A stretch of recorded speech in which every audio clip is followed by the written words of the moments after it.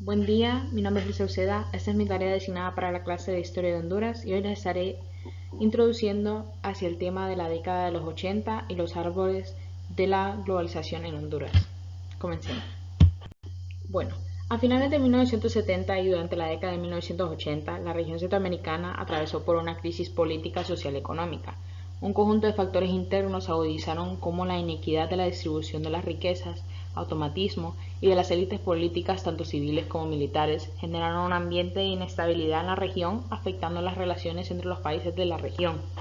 La guerra de El Salvador, las desigualdades sociales, desastres naturales, las guerrillas, la consolidación de la guerra contra Somoza, la represión militar y la política contra los movimientos revolucionarios. Las políticas ejercidas por Estados Unidos y la Unión Soviética durante esta década en la región centroamericana agravaron la situación.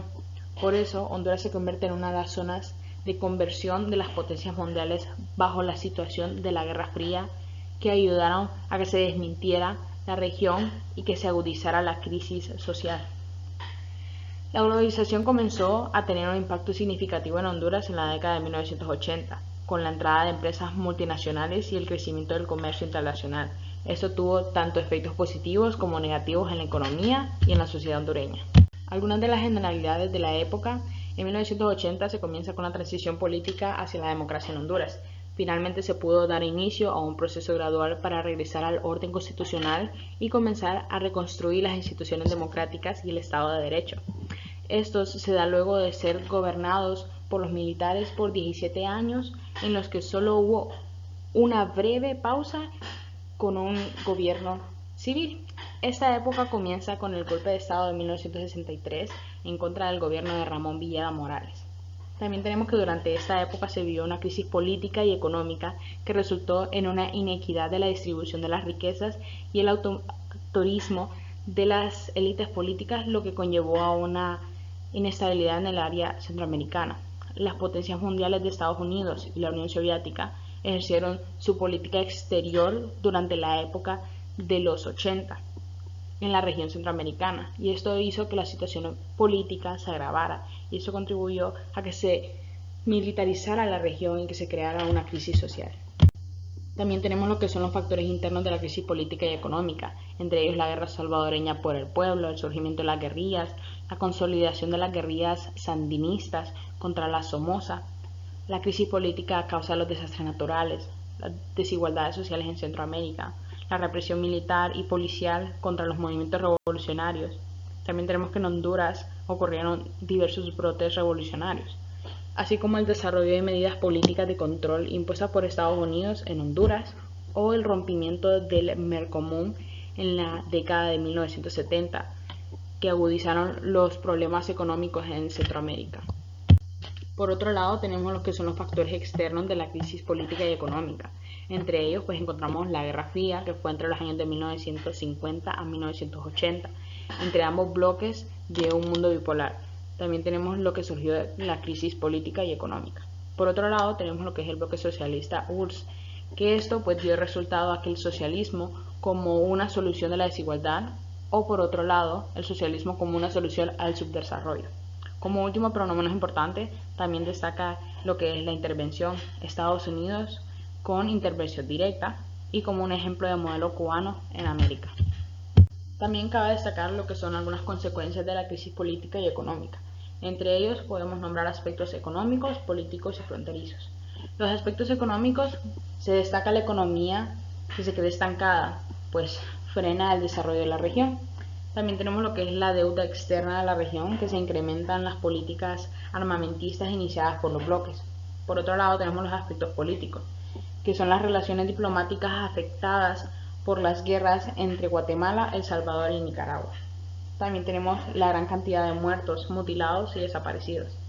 Por último, pero no menos importante, los aspectos fronterizos: la violación de la soberanía nacional por parte de los Estados Unidos al instalar en nuestro territorio la base militar de Palmerola para derrocar al Frente del Sandinista de la Liberación Nacional en Nicaragua. También tenemos las fronteras que fueron minadas para detener el ingreso de los revolucionarios al territorio. También tenemos como factor muy importante lo que es la globalización en Honduras. Lo tenemos en ambos pilares, en la economía y en la política. Principalmente en la economía. La globalización trajo consigo una mayor apertura comercial y una mayor integridad en la economía mundial, pues orientando la economía hacia la producción de bienes para la exportación, en especial en la industria textil, la maquila y la agricultura. También tenemos que el país se convirtió en un importante exportador de productos tales como el café, los textiles y las frutas, lo que permitió una mayor entrada de divisas al país.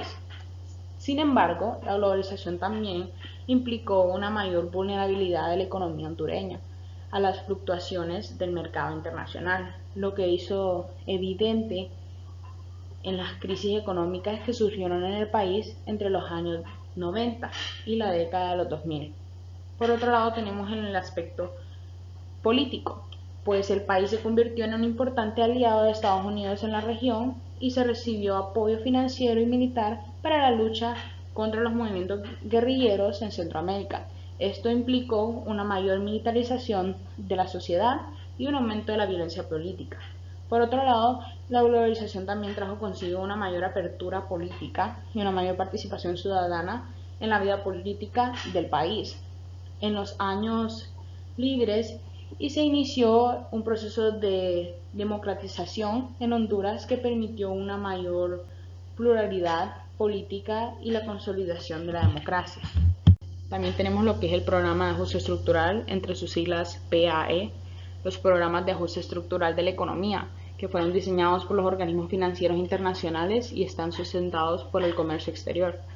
Los programas de ajuste estructural contemplan diversos factores, entre ellos la liberación del mercado con la eliminación del control de los precios. También la privatización de las empresas gubernamentales, así como la reducción del aparato estatal y como último, pero no menos importante, la legislación favorable de las inversiones extranjeras. Estas fueron algunas de las fuentes de adquisición de información de las cuales fueron implementadas en la búsqueda de esta información. Muchas gracias por su atención, espero este video haya sido de su total agrado y pueda haberles ayudado un poco más a introducir sobre este increíble tema desarrollado en la clase de Historia de Honduras. Tengan un feliz día.